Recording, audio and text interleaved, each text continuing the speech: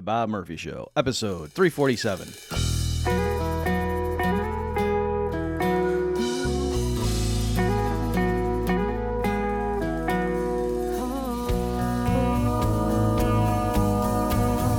There's a tidal wave coming. What you gonna do? Get ready for another episode of The Bob Murphy Show, the podcast promoting free markets, free minds, and grateful souls. It's your source for commentary and interviews conducted by a Christian and economist. Now here's your host, Bob Murphy.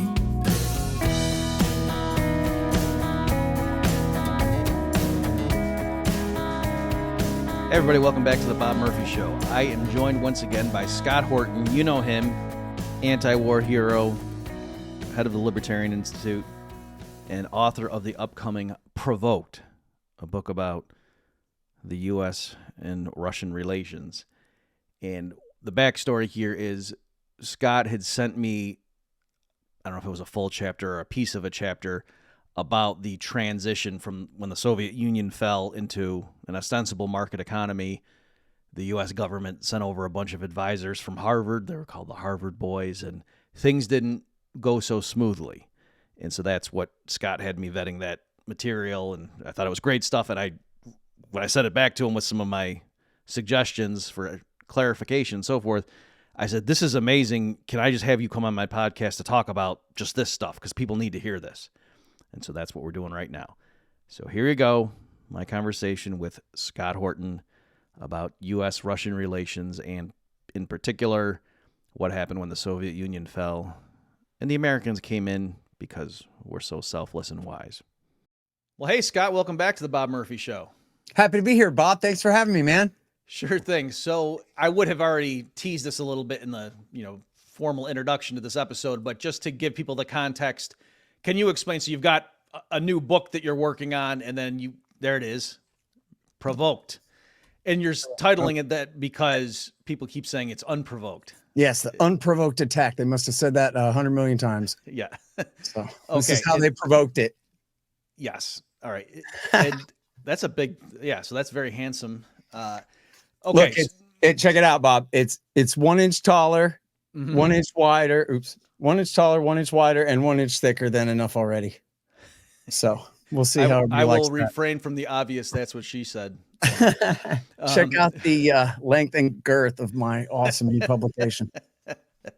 Okay. So it's about Russia, and the chapter that you sent me to review, had to do with the fall of Soviet Union, and then all the Western technocrats go over there to usher in, their transition into market economy and all the wonders of capitalism and laissez-faire freedom.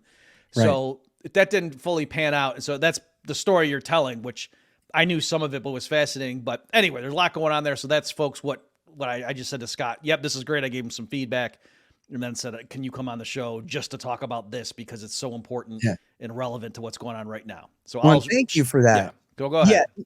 I mean, look, all your notes and advice and corrections that you sent were extremely valuable and really helped me tune the thing up and make sure that I'm not wrong about stuff. And then also like your vote of confidence that I'm like basically not wrong of what I'm talking about here is also nice, because I'm no economistician or however you say that. Yeah. And also for people just to know, it was things like Scott would accurately report on what happened and then try to give some of the, why did this happen? And so on some of that stuff, I was just trying to clean up a little bit, like the chain of the argumentation. So there was no mistakes per se. Okay. So no mistakes per se. Did you hear that, everyone? Yeah. That's very nice. Pretty high. Yeah. That takes a lot to get that from me. Okay. So how do we want to begin this? We're going to keep it as self-contained, about an hour-ish. And so how do we tell this story? I guess big thing, what happened? How come you would have thought that they should be, liberalized in democracy, and yet there's these oligarchs and stuff? What happened? Well, I mean, it's sort of the perfect libertarian tale, right? Where there's sort of, in a way, there's parallels to the way that they brainwash all the children on the Great Depression, right? They say it was laissez-faire in the 20s, ruined everything. And we learned from that mistake that the wild excesses of free market capitalism must be controlled by the government. And that was why Franklin Roosevelt created the Federal Reserve System, to smooth out the boom bust cycle and whatever, right? Like they tell us. Sorry, this is parentheses, but they pulled the same scam when Obama came, and they pretended that George W. Bush was Herbert Hoover or maybe Ron Paul, and that we had just lived through 8 years of pure laissez-faire. And that was what had led to the crash of '08. And so that was why we needed a big FDR Obama to come in. It's the same kind of, narrative that they like to tell. And there's something like that narrative about what happened in Russia in the 1990s as well, that they went from communism to free market capitalism, and it was a total disaster. But for anyone who's familiar with free market economics, you would have to wonder, well, why would that be? How could that be? Because we understand why capitalism works with property and free exchange and subjective value and all these things. It should create prosperity for people. So what happened? And of course, the answer is, and I make fun of this a little bit in the book with a little subtitled chapter, that, well, that's not real capitalism. Right, which is what the communists always say about why communism doesn't work. And I'm poking fun at us a little bit here too, because I'm saying that essentially what they did was they didn't introduce Bob Murphyan Austrian school completely free market economics. They introduced Bill Clintonian neoliberal economics. So if you're a progressive or a socialist, that's the same damn thing. But if you're Bob Murphy, then no, there's a real distinction there between what Bill Clinton calls free markets and democracy and the American way, and what he was trying to export to the world during that time, and particularly to Russia during that time, versus what our group would have had them do. And I do cite Murray Rothbard in there in a couple of instances, although I was a little disappointed to find out that he didn't make a hobby out of writing about Russia in the post-communist years there. I had hoped to find a whole treasure trove there, and I only found a couple of things, but they're pretty good. And he makes, what I would consider to be perfectly reasonable arguments about how things could have been done. But essentially what happened was that even though the Soviet Union had unraveled and the communist regime was disappearing. I mean, this was all during the transition period. The actual Soviet Union didn't cease to exist until December 1991. But during that whole unraveling from late 88 through, they were working on this transition. And essentially they kept enough government to ruin everything. That's the bottom line, right? They had a quasi free market, meaning a government regulated one, a government controlled one. And so even though they did liberalize some parts of it, in some cases that helped. In other cases, it was only counterproductive, because you can't do one thing without the other. Just like I like this example is important, I think, from our history, is Dr. Ron Paul, like Murray Rothbard, the congressman, opposed the repeal of the Glass-Steagall regulations in 1998, which was a big push by Phil Gramm, the neoliberal, conservative capitalist economist, senator from Texas, pushed this. And Dr. Paul said no, because what happened is the previous laws created this Wall Street casino. And Glass-Steagall has some limitations on how depositors' money can be spent in this casino. And if you just lift those regulations without lifting the regulations that turned it into a casino in the first place, then regular people are going to get screwed. And that's not fair.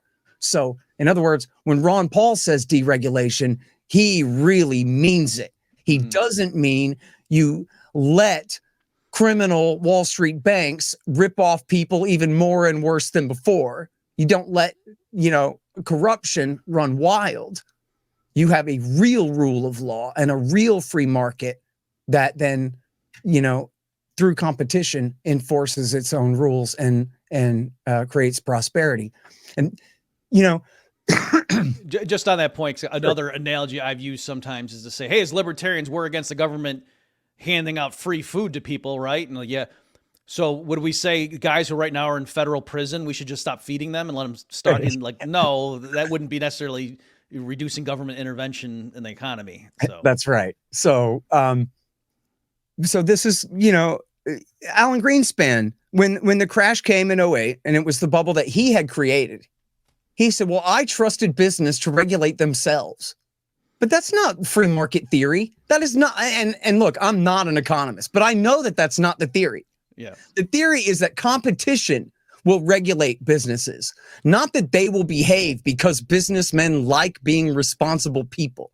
Right? They're trying to maximize their profits at all costs. It's competition that limits their freedom to commit, acts of greed against others, right? Fraud against others, or deception, crime, whatever, against other people. And so he's making an ass out of us, basically, right? Making a caricature out of us, and saying, oh, I agree with Bob Murphy that businessmen won't ever do the wrong thing. We can trust them, when, like, no, that wasn't the argument. And as we all know, as real libertarians know, that the first order of a big businessman is to hire a government if he can get one. And that's why we're so anti-government, is because what are you going to do? Do without capitalism? No. Well, you're just going to have to do without government then. Because if it's that easy to buy off and rig markets and corrupt and distort things, then we're just going to have to do without them and figure out something else. And that's why so many libertarians end up just becoming anarchists, is because you can hate the Fed all you want, but it's the Congress that created them. And so eventually we all end up going back to, there's got to be a better way to go about this. But anyway, even under a minarchist argument, you could have something like a real rule of law and free market economics with as little, corrupt type intervention as possible. Well, in Russia, as communism was unraveling, you had, some change of regime, but you had a lot of the same kind of apparatchiks in charge, and the same, social class of people who ended up kind of inheriting the new Russian state. And they used their power to create, a system of favoritism. And then through a lot of just bad happenstance, I mean, you got to figure, right?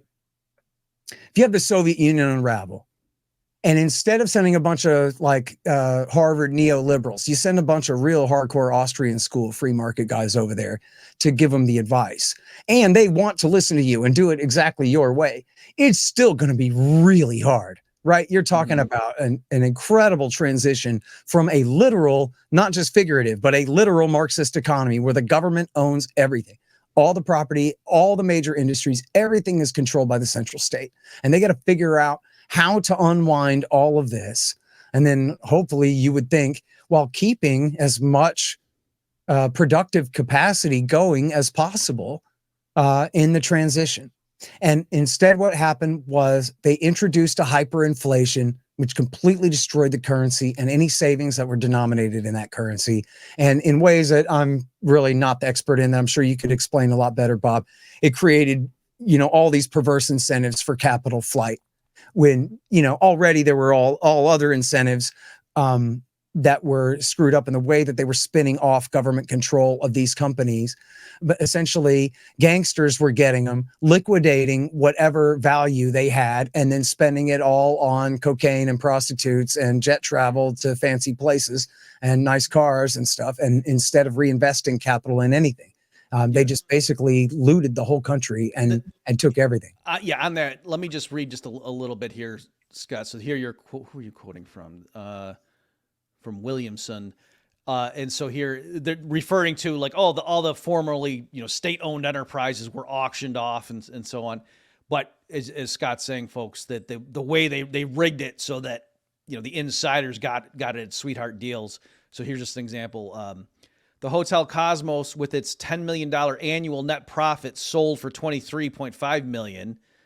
The National Electric Company, United Energy, sold for $650 million. Automobile Works, with its $1 billion in assets, went for $4 million. Okay, so folks, what it's saying is there's this automobile company that had $1 billion just in assets, and that was auctioned off to some oligarch for $4 million total. And then Gazprom, representing approximately a third of the world's natural gas, was valued at $230 million. Okay, so just to show that, this clearly was not like an open competitive bidding process. And the market's allocating it to the highest valued use. That's not what's going on here. So right. when Scott's saying these insiders were just looting the people, that's the kind of thing we have in mind. Yeah. Okay. So there's a couple major stages here. The first one was the hyperinflation just kind of reset everything, wiped out everybody who wasn't connected. Then they did this voucher system where now Murray Rothbard said what you should do is you should just homestead everything. All the management and all the workers at every company, they just own that company and you just homestead it. And anyone who says that that's not fair, well, what are you going to do? But they're the ones who are actually bringing the production into existence. They're the ones actually doing the work and making it. If anyone can make it happen, it's them. Just let them own it. Give them the shares of the company and then just transfer it just like that. Well, instead what they did was they gave the whole population these vouchers to buy up shares of stock in these companies. But what ended up happening is you had separate stock for the valued companies, the things that really mattered. Only the insiders had an option to get that. So you, with your voucher, you can either buy, I think it's Matt Bivens from the Moscow Times says, well, you can buy, you know, a share in a brick company in the Arctic Circle, right? That's going to go nowhere. But meanwhile, these guys, and then the other thing was the people didn't even understand the vouchers, and they had this a massive time preference problem because of the inflation. And so people were willing to give over their vouchers for a song. And so anyone who had access to foreign capital, especially, you get some American dollars or some British pounds, you can come and buy up all these vouchers for nothing, right? For a crate of vodka, you could get enough vouchers to buy an entire corporation if you were connected, if you had the kind of capital to start with. And so the people who were sitting in the pretty position were able, that's how the original 7 oligarchs were able to consolidate control over essentially the entire economy of Russia. And I don't know the exact percentage, but a massive amount, a massive proportion of the industries just went completely to the ground, right? We're just razed. We're just liquidated and destroyed. So like, who knows which of those would have been zombie companies in a more perfect world and would have had to go out of business anyway, and were only being propped up by the Kremlin in the first place. But they didn't have a fair shot, man. They didn't. And so it was a massive deindustrialization. And so you had, so I don't want to skip ahead. So then you had, and we'll talk about the election, but part of the deal for the election of 96 was because the economy had already suffered through this hyperinflation and all of this cronyism and corruption, as you just described, with those massive firms going for a song and all of that. Yeltsin was going to be voted out. So they had to rig the election of 96. So there's the American involvement there, which we'll talk about, but there was the 7 major oligarchs all came together. It was George Soros confronted them in Davos, Switzerland at the World Economic Forum and said, your time is up, boys. Your goose is cooked. You're going to get screwed in this election. And then the communists are going to take everything from you. And they panicked and they all joined forces and rigged the election and essentially, you know, poured billions of dollars. I think more than $1 billion something altogether to rig the thing. And with a lot of American help, and then to make sure and solidify their position. So that was how Yeltsin won in 96. And then, but as payback for that, I think 2 or 3 of the oligarchs immediately took positions in the government as like the minister of finance and this kind of thing in order to take care of all of their concerns. And they just ran the thing, you know, even as an even more corrupt system than before. And the way that they arranged the deal between the oligarchs and the Yeltsin campaign was this thing called loans for shares. And this is where is the same, basically the same seven oligarchs would make a deal where they would loan the government money, which of course they don't have any money. They're getting all free money from the central bank anyway, right through their banks or whatever. The whole thing is a stupid scam anyway, but they're loaning the government money, and the government is, which, by the way, I should have said before, the government, as Ann Williamson explains best, the Wall Street Journal reporter, they only partially privatized a lot of these bigger companies. So the government still held major shares of them. And so then the government was able to put their portions of control of these remaining companies up for collateral, but for loans that were pennies on the dollar. So, you know, the government is saying, you know, I'll let you, I'll put my house up for collateral if you loan me $1, right? And then they don't pay back the dollar. And then, so you effectively the whole got the thing's guy's house for $1. Yeah, that's right. So the whole thing is set up like that in the first place. So these guys are making, you know, just enough loans to the government, like a small bridge loan to get them through the end of the fiscal year or whatever. And then they're getting to take control of even more of what's left of all of the corporations and industries and firms in the country. And then again, these are gangsters. So as you helped me to explain better in there, that what I was trying to say was that the thing about these guys, it wasn't just that they were getting these companies for a bargain. It was that they had no skills in running them and no interest in running them as any kind of long-term project. Mm-hmm. So in most of these cases, I mean, something like Gazprom, obviously Yukos Oil, they're going to keep going one way or the other. But some of these other companies, they're just perfectly happy to loot everything and then just spend all the money going dancing at night, right? And just having a good time and not carry it all. And then over, cumulatively, this meant a lowered standard of living that can only be compared to wartime. And I quote the economists in there who say that and this is before the crash in 98, the economists were saying that between 5 and 6 million Russians had died when you count the excess death rate of how many more died than would have if he had stayed on the previous trajectory. Again, this is the Bob Murphy capitalist as can be show. And we're talking about the end of a Marxist communist government and the transition to capitalism.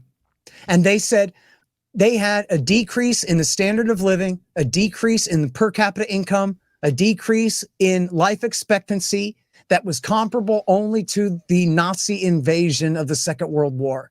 And even then, they did not have the total decrease in per capita income that they had during the 1990s under America's extremely helpful regime. Oh, and this is the part I left out, was that the Harvard boys, the American advisors and helpers, they were responsible for every bit of this. They came up with the voucher scheme. They came up with the loans for shares.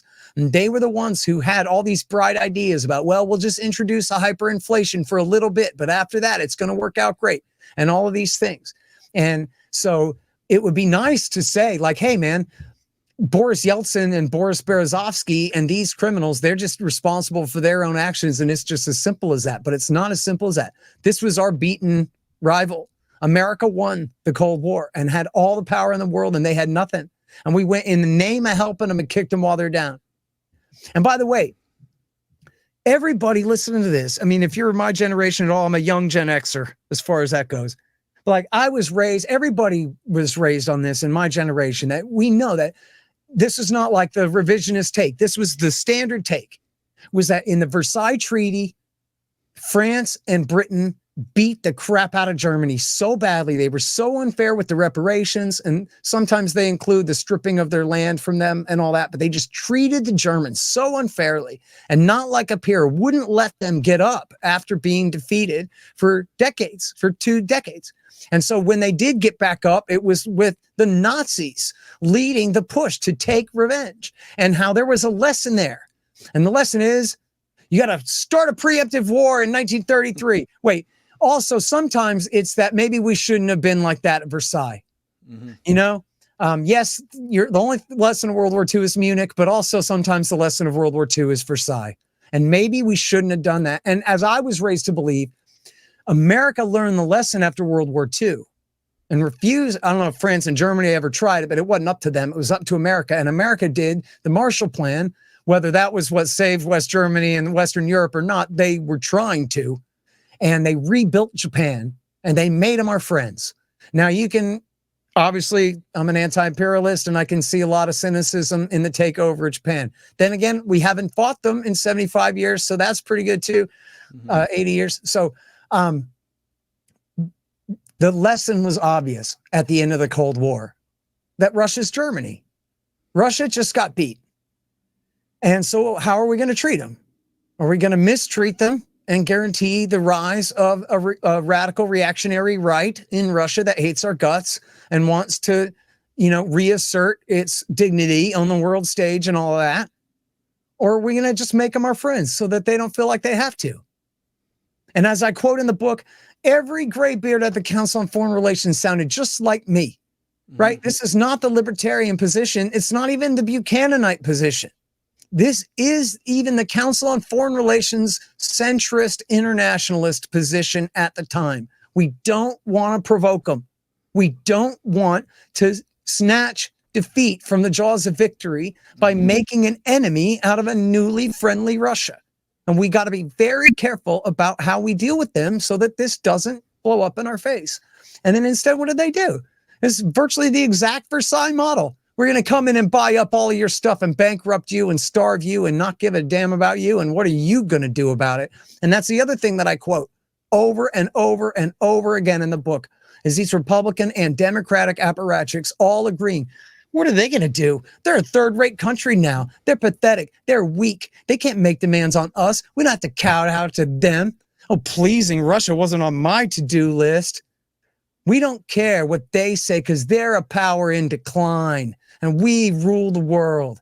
And with that arrogance and that imperial hubris, they led us directly to this. So a lot there. Let me just draw some of that out. You made a reference to the Harvard boys, so just so people understand, those were like the group of economists that were advising them, sort of analogous to the Chicago boys that were talking to Pinochet back in the day. Mm-hmm. And so what's interesting is just even the ideological alliances there, that obviously the Chicago school, obviously we have differences as Austrians, but they're much better economists than I would say the people at Harvard. And so my question, Scott, is how much do you think, especially on the front end, that it was just these new Keynesian economists, because that's what they would have been if we have to put them into a box, going and advising, they really don't have good economics behind them, and especially their understanding of like institutional things that would mess up their little model. Yeah. And so how much do you think it's just they gave them bad advice, or was it a deliberate attempt to cripple Russia, that people were okay with at the higher up levels? Well, that's a great question. I mean, I think it must be a mix of both, because Jeffrey Sachs himself says that it must have been deliberate. They didn't want to help. They were kicking them while they were down. And so if that's his impression overall, I'm willing to go with that. Okay. And I think that, to be charitable to the American side of it, for example, like during the H.W. Bush years at the very beginning of this, they just weren't willing to bend over backwards to help, right? Jeffrey Sachs is going, man, if we could get them a $20 billion loan right now, that would really help to paper over this and that and this other problem, which would see us through to next season, whatever. And they just didn't want to hear it. And now, as long as I mentioned Sachs, he's an interesting case because he's part of this. He resigned only 1 year into Bill Clinton because he did not like the way it was going. And I went and I did find where, his contemporary stuff from back then. And he did advise and complain that it was not happening. He wanted the central bank of Russia to clamp down. He said, we need a tight fiscal and monetary policy right now. So he may be, I don't know if he's a Keynesian or exactly monetarist or what exact school he was, but he was an inflation hawk on monetary expansion at the time. He was no fool about that. He did say, and this was the first thing that I started asking you about was, it's extremely important for the discussion about NATO expansion is the discussion between James Baker and Gorbachev on February the 9th, 1990. And Baker, of course, is a lawyer for Exxon, international businessman. That's the most powerful corporation in the world for people not familiar, Standard Oil of New Jersey. And he had been the Treasury Secretary, right? So I don't know exactly his education, but he's no dummy. He's a businessman. Right. And so he tells Gorbachev, he goes, you have a problem with the ruble overhang.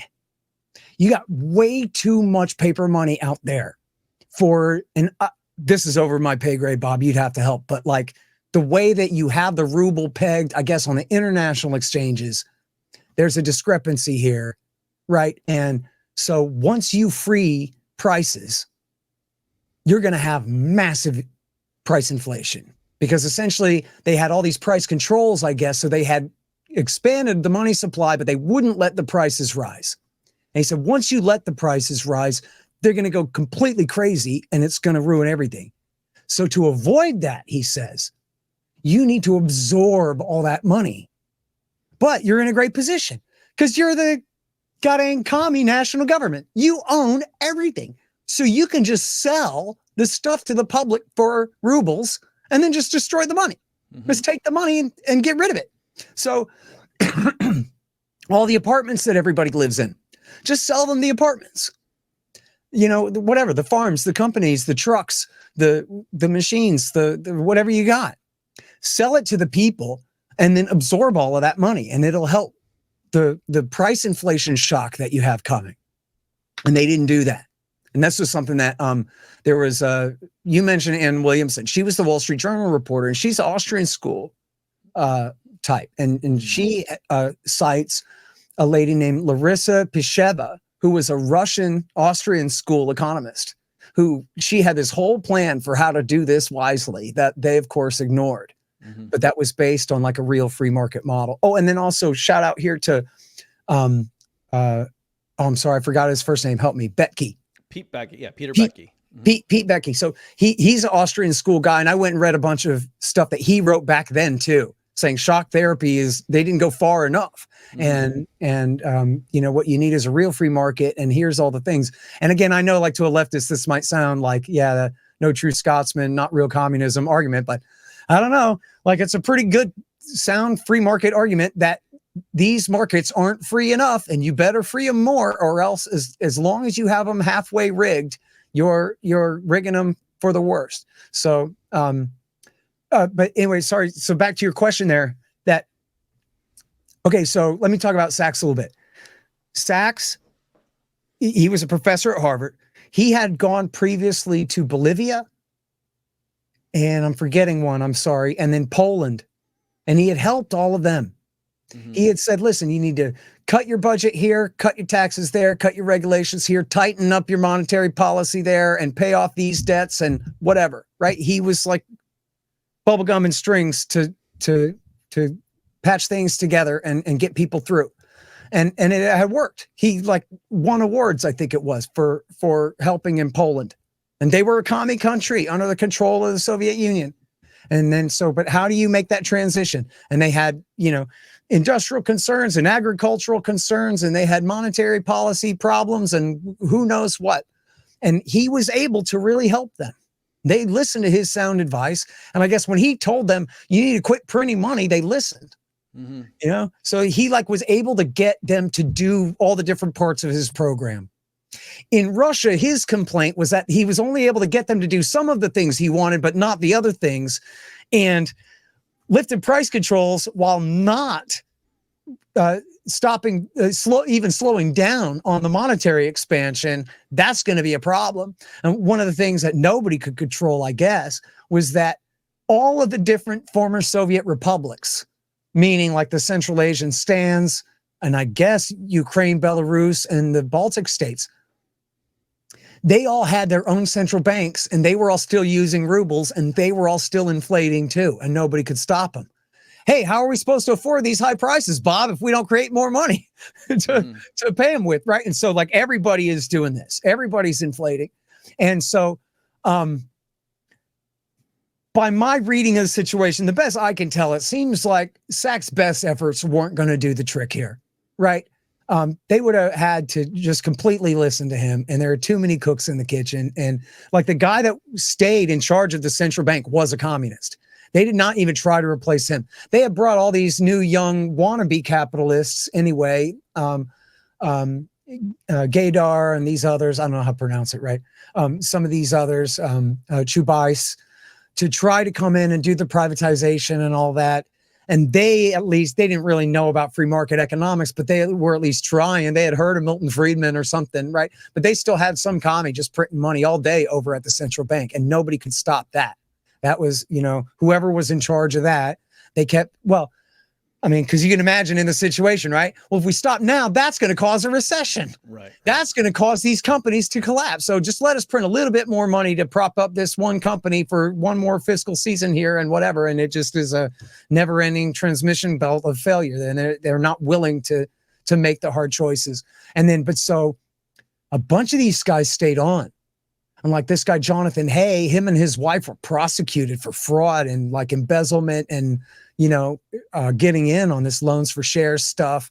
And so there was like some self-dealing and stuff like that. I think Sachs comes out clean on all that. Sachs and his buddy Anders Aslan, who later became a terrible hawk, but the two of them quit in January of 93, as soon as I believe it was when, I can't remember if it was when Yeltsin either hired or fired Cherna Mirden, and that made them say, "Oh no, it's going to be worse inflation now." I can't remember which it was, but they knew that they were not being listened to, and they didn't want to take the blame for whatever happened after that, I guess. Okay, folks, let's take a break from the action for this special announcement. Time is running out, and I mean that in two senses. First, look at the world. Things are spiraling out of control. Your time to prepare for this is running short. The second sense is your time to get ready for the ExPat Money Summit is also running short because it occurs on October 7th through 11th. So hurry up and get ready for it. What is the ExPat Money Summit, you say? It's the world's largest offshore event. It's put on by Mikkel Thorpe, host of the ExPat Money Show. So this, to be clear, is entirely online, again, October 7th through 11th. If you attend the seminar, you're going to see why international diversification is a must for those looking to preserve their liberty and wealth. You're going to learn everything you need to know about getting your Plan B up and running, such as acquiring a second passport, diversifying your finances offshore, investing in international real estate. And you're going to get in-depth insights on geopolitics from world-renowned experts. These include people like Ron Paul, Doug Casey, Scott Horton, Tom Woods, Mark Faber, and Tom Luongo. Now, I'm going to be participating as well. I'm on a VIP panel devoted to the topic of de-dollarization and, the pace with which we might expect that and some of the complications arising from it and ways that we think it may play out. To get your complimentary ticket, just go to expatmoneysummit.com. However, if you want to have access to the VIP panels, which includes me, you're going to have to go ahead and get the VIP pass. If you do so, make sure you use promo code Murphy to get a special discount. So again, the general event, it's free. Go to expatmoneysummit.com. But if you want to get the VIP pass, make sure you use promo code Murphy. Let's get back to the show. Okay, yeah. So there, and I do like Sachs. He's crossed swords with Krugman on occasion. So yeah, he is New Keynesian, but he's a very good New Keynesian economist, I think. And by the way, and I should just say here, in fact, I'm really embarrassed. I sent my preview copy to him, and I know I mentioned him in negative terms a little bit in there because that's part of the history. But I actually did email him and ask him if I could get a comment, and he didn't answer. But I don't think I was unfair to him. I have a whole section called Sachs Blames DC, where I essentially take his side and let him. I more or less agree with his side of the story there about what happened. But I did screw up in that, and I only noticed it after I sent the preview copy out. Was that I had just the way that I phrased it in the opening paragraph of that section. Mm-hmm. I have him under Al Gore and the Troika in the Clinton years or whatever, which is not true. Oh, and then so I was like, oh, crap. I sent it to him. He's the only good guy that gets even criticized as being part of a thing with bad guys in the book at all. There are plenty of good guys and bad guys, but he's the only one who is in both chapters and both roles or whatever. So, and then I want him to like me anyway, and I screwed it up. But let me say, as long as we're on the record here, that Jeffrey Sachs is absolutely heroic on Syria 10 years ago. Heroic. He was he was the only one of us who knew what the hell was going on there and who could explain it correctly, who was allowed on TV, right? Mm-hmm. They wouldn't let me on TV. They let Dave Smith on CNN a little bit, but they would let him because he's Jeffrey Sachs. So he would get on Morning Joe with Zbigniew Brzezinski's daughter and be like, no, wrong. It's like this, and it's like this, and it's like this. And he was on point. He knew exactly what he was talking about. And he's been absolutely great on Ukraine during this whole controversy. I believe since the coup of 2014, certainly this whole time of the recent war. But I believe even for the last 10 years, he's been really good on all of that intervention and advising against it. So I give him the highest credibility and respect for that. He's as good as anybody on opposing this stuff now. Okay, so in light of that answer, let me just tweak the question then. So does it make, especially given that Sachs had a track record of going and advising even formerly Soviet or communist regions, and that they did much better, but for some reason it didn't work there. And you're saying he resigned partly saying they're not listening to me, so I don't want to be associated with this.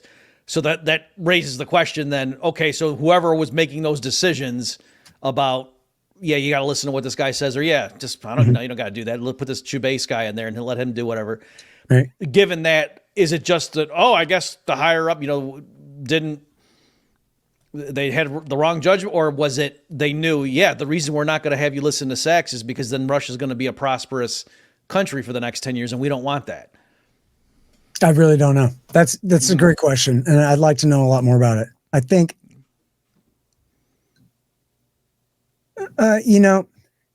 honestly, like, there are accusations that say, like, well, I think that this was deliberate, that are almost always non-specific.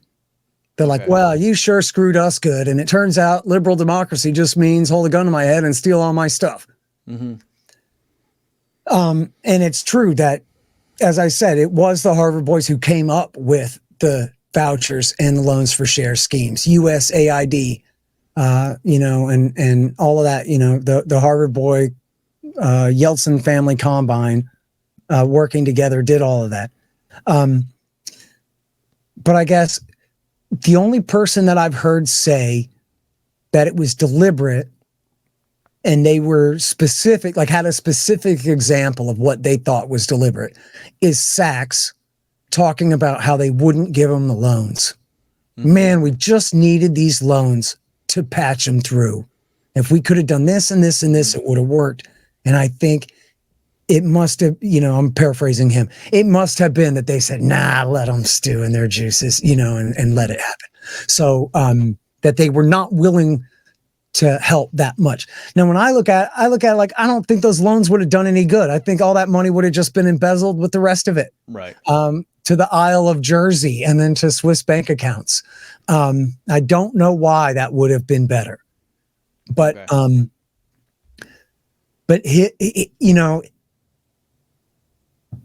I don't know if I've ever heard him say that, like, well, it wasn't just the policy. It was a thing that Jimmy said that really made me think that this was on purpose. You know what I mean? Like, I've never heard him really say that. Yeah. And I can see a lot of room for error in here, right? Like it's like legend in at least Austrian school economic life, right? That it wasn't the Marshall Plan. It was the end of the Marshall Plan that saved West Germany.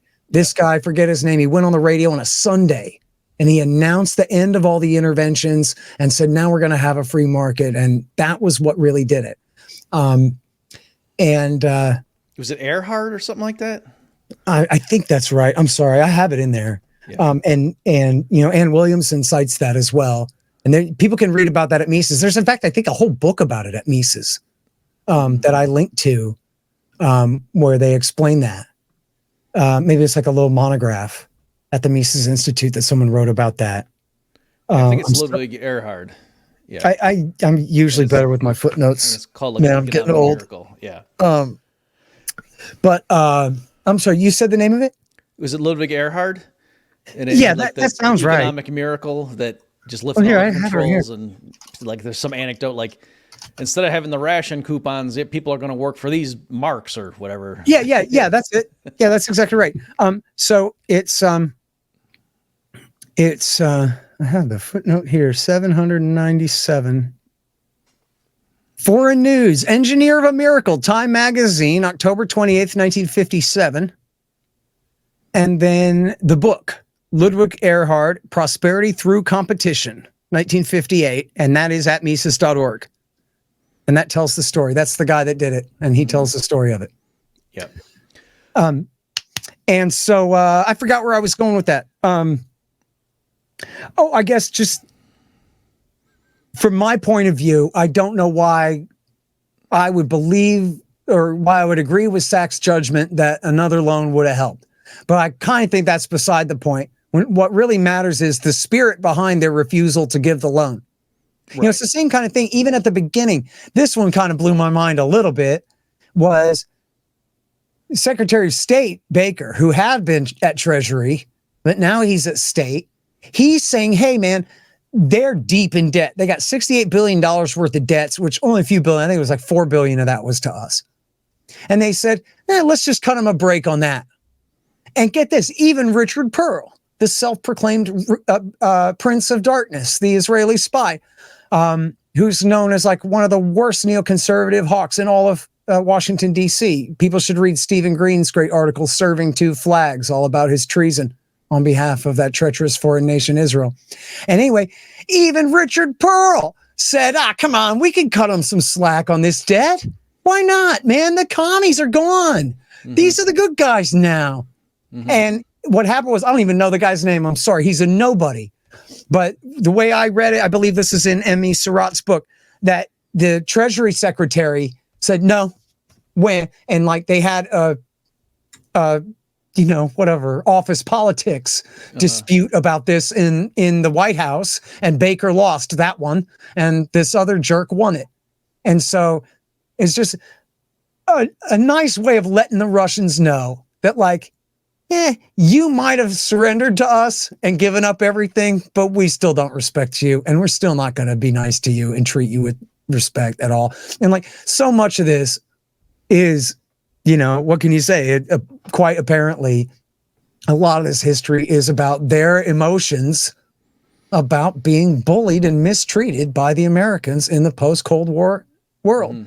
Bush Sr., Bill Clinton, Bush Jr., Barack Obama, and yes, Donald Trump, all of them, and especially Joe Biden too in his first year, they just bully and insult and ridicule and disregard and treat Russia like crap for no reason, over and over and over again. And so then, I mean, just put the shoe on the other foot. What would Americans do in the same position? What would American politicians do in the same position? They would try to find ways to reassert their power and their dignity. On all this stuff, let's make sure we hit Scott, because this is one thing I wanted to. You referred in your narrative in the chapter to the U.S. intervention in the Russian election to get Boris Yeltsin reelected, and you referred to a Time magazine story, and I went and dug it up. And I tweeted it out, and I see this cover. Maybe we'll flash it here, folks. If you're in the car, like if you want to see the video, we'll put it up. But it said "Yanks to the rescue," right? So this wasn't a little clandestine thing that they officially deny or something. Like, they were bragging afterwards how we intervened and got this guy elected. And so, I mean, so number one, can you just explain a little bit about what happened and what the power struggle was? But then also related to, of course, now people going on their swooning couch because Russia funded some Facebook ads. Yeah. So in the election 96, the front runner was the communist, Gennady Zyuganov. Not by much. And there were two other credible candidates in the race. General, am I going to mispronounce it? I don't have it in front of me. Lebed. Oh, it's just Lebed, right? Yeah. And then I was thinking of Medvedev, and that was screwing me up. It's just Lebed, General Lebed, and then the guy from Yabloko, which was the more free market liberal party, whose name escapes me. I'm sorry, but anyway, the Cox Committee report. Remember Christopher Cox, the conservative congressman from the 90s? He did a report where he said that, if they had just stayed out, that the free market guy from Yabloko, he had a chance, and Lebed had a chance too. And especially if America wanted to support them, those were viable alternatives. But the idea was that, no, we have to save Yeltsin. If it's anybody but him, then, it'll be the communists.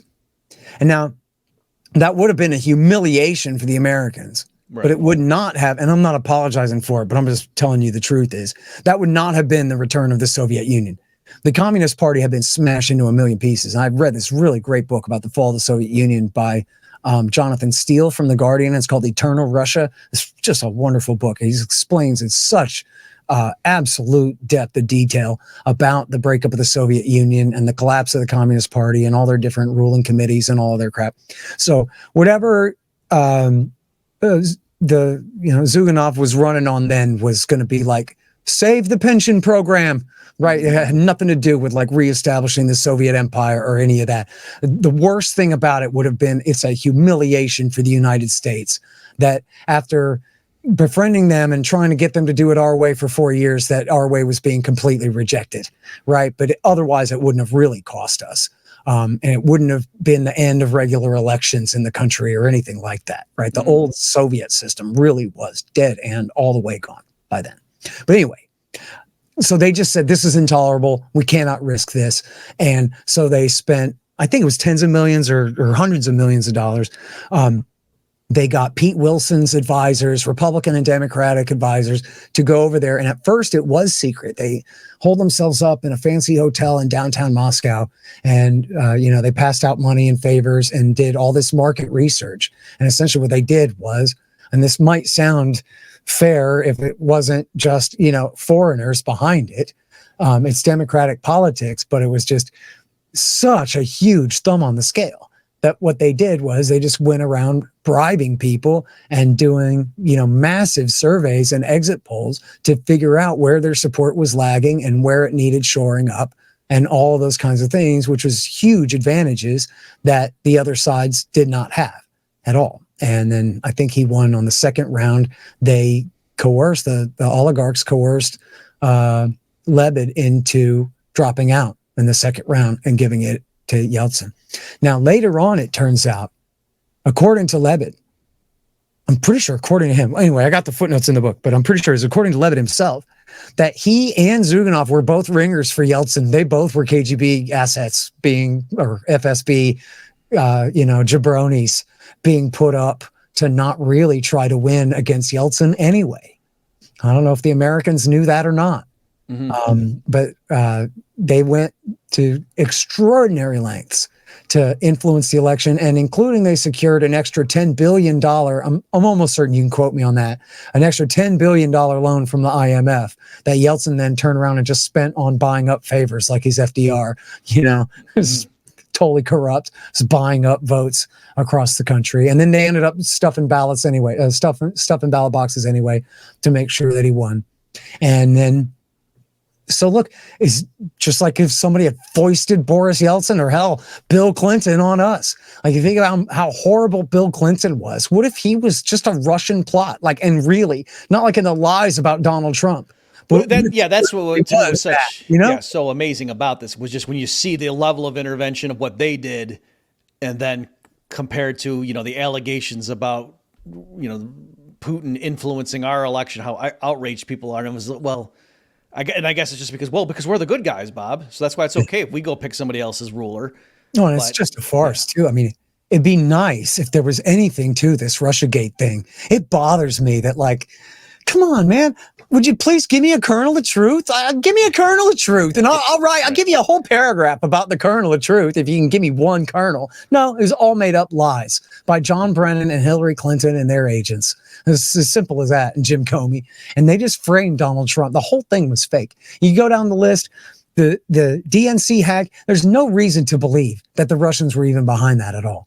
And you can read the indictment of the GRU guys for doing it, and there's a bunch of claims, but they don't describe the evidence of how they know any of this stuff in there at all. And of course, it'll never be tested in court. So did someone write up a narrative about how they may have done it or something? Sure. But do I believe them? No. The only thing believable about it is there's some level of detail in it, but I don't buy that. And what else do they got? Nothing.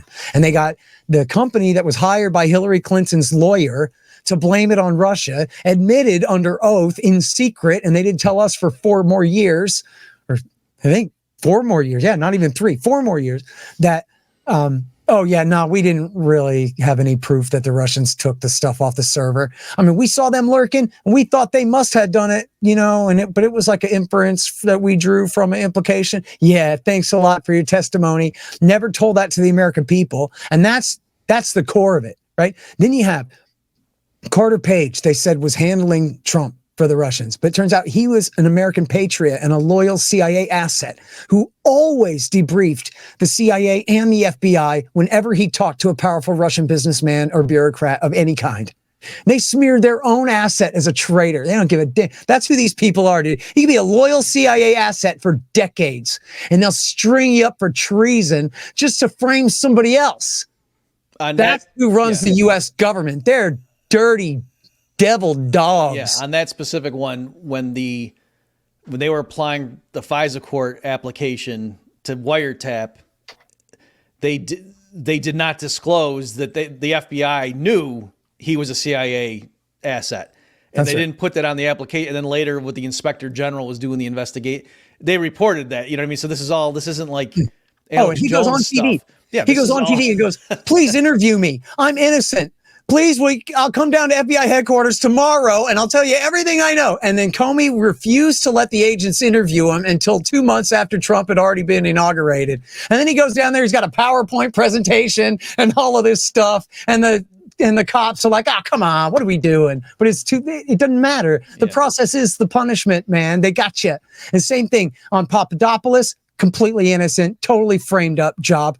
Mike Flynn, totally innocent. They just lied about what he said in these intercepted phone calls. And then when the phone call intercepts finally come out years later, oh, look at that. He's completely innocent of everything except being an agent of the Israelis, trying to ask a favor of the Russians to please veto a resolution in the UN Security Council for Israel, not for America. And he's asking the Russians a favor and they're telling him no. So yeah, that's, him taking orders from the Russian ambassador. Give me a break. And then they did the same thing to Jeff Sessions. And then on and on and on. And I got 100 pages. Well, I guess we cut it down to like 80 something pages on this in the book.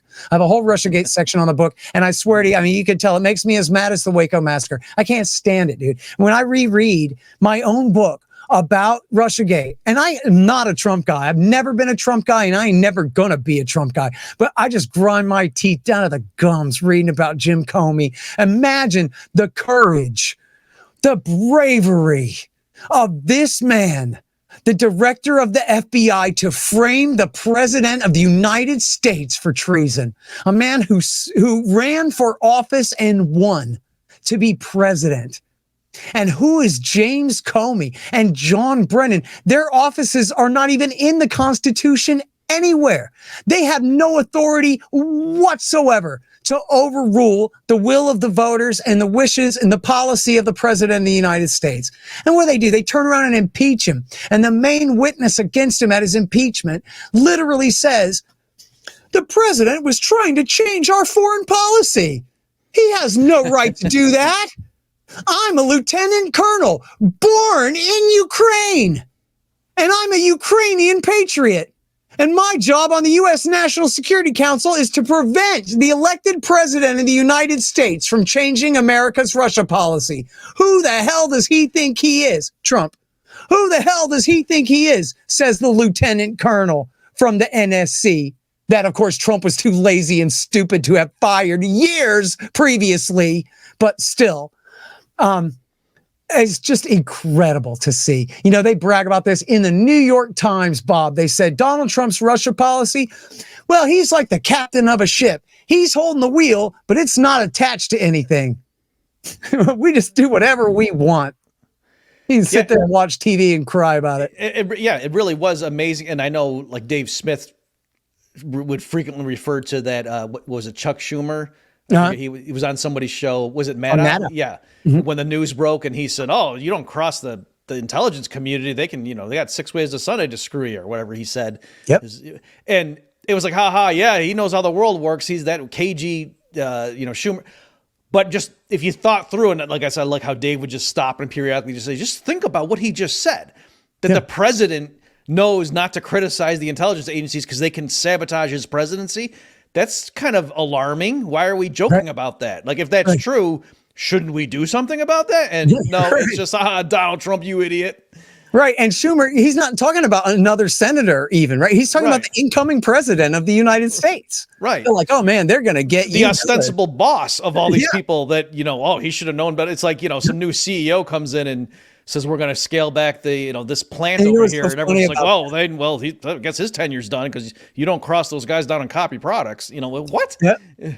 And so what's funny about that is what had happened was they framed him for treason. So then he said, this is like the Gestapo or something. Well, what is this?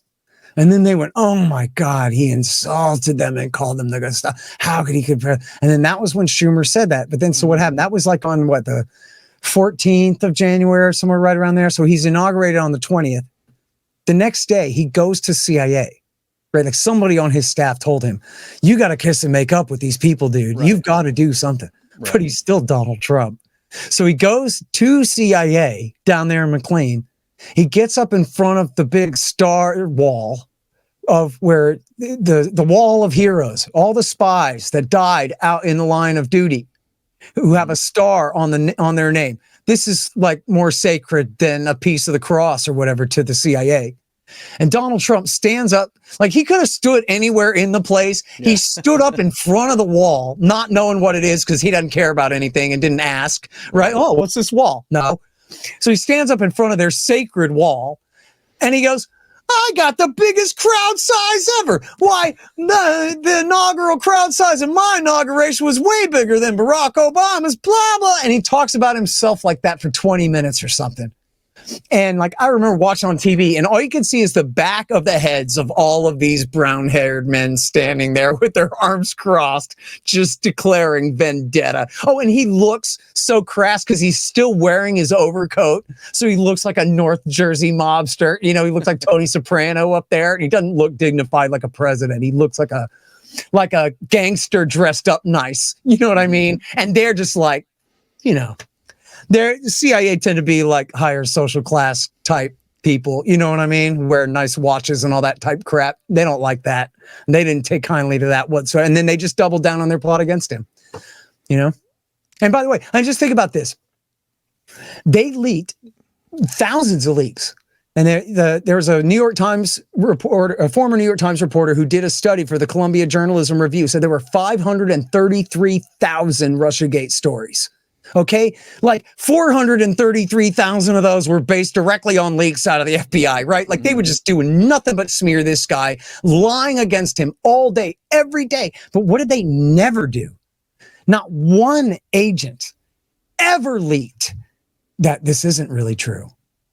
Now, actually, I'm not really sure about Carter Page, but I do know that we don't have anything connecting the president himself to the Kremlin.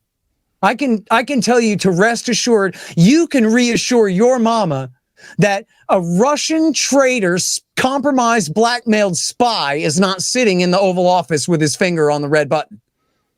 You can rest assured at least that Donald Trump is the same old New York real estate tycoon TV star that you've always known him to be and not a Manchurian candidate. Paul Krugman called him the Siberian candidate. They didn't ever leak that, did they? They pretended to investigate him for 3 years. Mm-hmm. And they never once leaked that, okay, look, maybe some of his people, but we can assure you that the president himself is not a blackmailed traitor. So at least we can assure you that so far our investigation is not pointing toward that. Nope. They didn't say that for 3 years. They came up with 100,000 lies against him, but not one truth in his favor. And also, too, like, various Congress people would say stuff to the media like, I can't tell you, but I've seen some stuff. Mm-hmm. And so the people, the intel community that would be in a position to know, like, no, that's not true. We didn't show you. What are you talking about?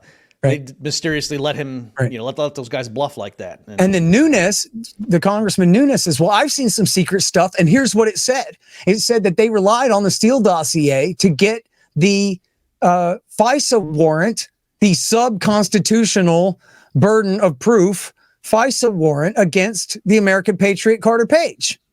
And they said, no, you're a liar, you're a liar, you're a liar. Right. Devin Nunes is the worst. And Russian bots forced the internet to spread a hashtag in support of his memo and all of this stuff. And it turned out, according to the IG, he was 100% right. And they were 100% wrong. They completely lied about that. It's amazing, dude. It really is amazing. It's not quite the same as shooting the president in the face in Dallas. It's not quite the same as burning all those babies in Waco, but it's like right near there. It is a level of criminality on the part of America's secret police that is just like biblical. It's beyond Guinness Book of World Records. I mean, what do you even call it? It's galactic.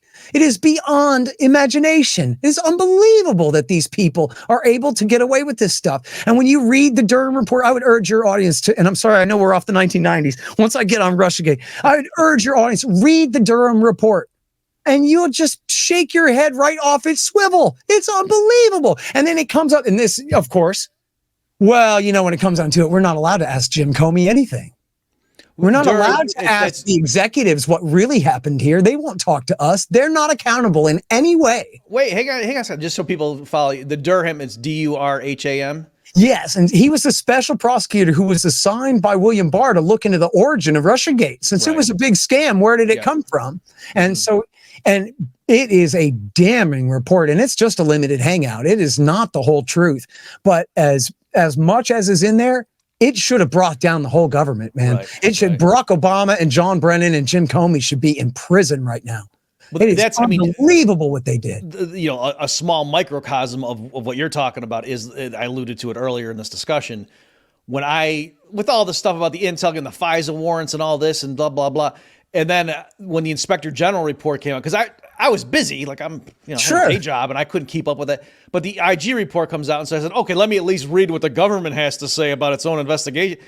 And it was pretty damning, just that. But yet nothing happened. So it was like this great thing where they can truthfully say, like, yeah, here we investigated and reported. You know what I mean? Like there's a weird lawful evil aspect to it where they can say, no, we're not hiding it. We admit it, but then nothing happened. Like I think one guy got indicted or something, like in terms of the agents who were falsifying or being very misleading on the FISA court application. Right. It's the Waco standard, man. Right. Yeah. Remember Janet Reno goes, I take full responsibility for what happened there. Anyway, see you guys at work tomorrow morning. Yeah. I'm like, what are you talking about, dude? You just killed 90 people.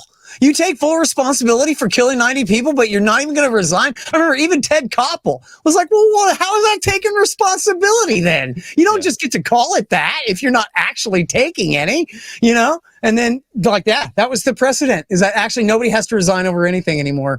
In the one Trump assassination attempt, but it was only to take the heat off. It wasn't like because she was actually really taking responsibility. It was to help others so they wouldn't have to. So the whole agency wouldn't have to. Yeah. All right. Well, we're over time at this point. So can you hold the book up again, Scott, and tell people what do they need to do to get that? Thank you. Be patient, guys. It should be done in like 2-3 weeks. I'm working on it now. I've already got a great blurb from John Mearsheimer and Doug McGregor, and should have Dr. Paul and a few others in there. I'm waiting on those, and we're still editing it, but it's called Provoked: How Washington Started the New Cold War with Russia and the Catastrophe in Ukraine. And it is going to be, because we're going to take the URLs out. So it's going to be smaller than this. It's only going to be about 660 pages, I think. And yeah, that is at 7x10. So it's a 1,000-page book, dude. But you know what, though? It's so good. It's like reading Enough Already over and over again, which everybody did, right? Because it was so great that they didn't mind. So it's just like that. It's the Enough Already of all the presidencies. For people who read the earlier book, I kind of do all Jimmy Carter through Bill Clinton as like chapter 1. Because that's just the prequel. I'm trying to get you through to September 11th and then the aftermath of that, right? And the terror wars. With this book, I couldn't do that. So much of the story takes place in the Bush Senior years and the Bill Clinton years and the W. Bush years and the Obama years. It's just, there's no way to do it where like everything gets kind of truncated in the prequel for chapter 1. And then I get to the real story of Ukraine or whatever. I couldn't do it that way. I got to do all the promises not to expand NATO. I got to do all the shock therapy and the Balkan Wars. I got to do all the color-coded revolutions and NATO expansion and anti-ballistic missile defense. I got to do, of course, the coup of 2014 and the aftermath of that war, and then all of Russiagate and all these things. It's got to all be in there. And so, it's a monster. I hope that people are like excited by it. I mean, when I took it out of the box, just this preview, I was like, oh man, I'm not sure whether to be intimidated or excited, like in a way. I hope people really are like not afraid of it and instead really want to just dive in, because it's just you'll be as anti-government as me by the end, I bet, you know? Yeah, well, let me just plug it in general. Like I just saw that chapter, but folks, the reason I love Scott is because like he's obviously very intelligent. He's got an amazing memory, and has the background of the Austrian school. So him coming to historical analysis that's very anti-empire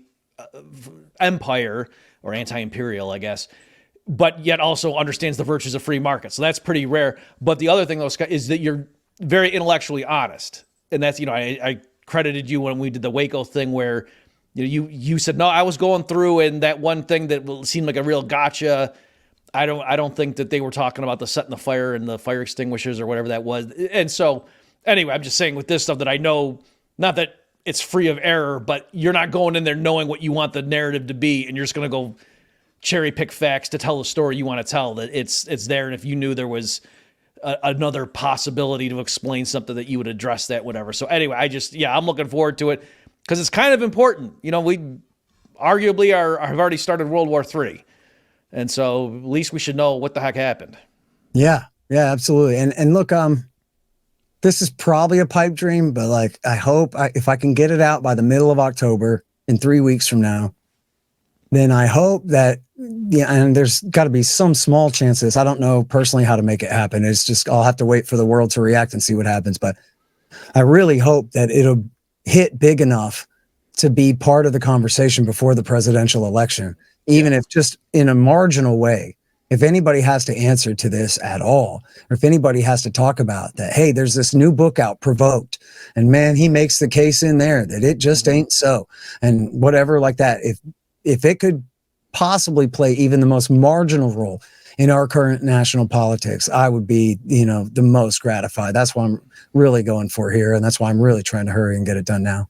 Okay, well, I will not hold you up any longer so you can get back to finishing that. So my guest, folks, has been Scott Horton of the Libertarian Institute and other outlets. Scott, thanks so much for your time, and just keep plugging away on that thing. We can't wait.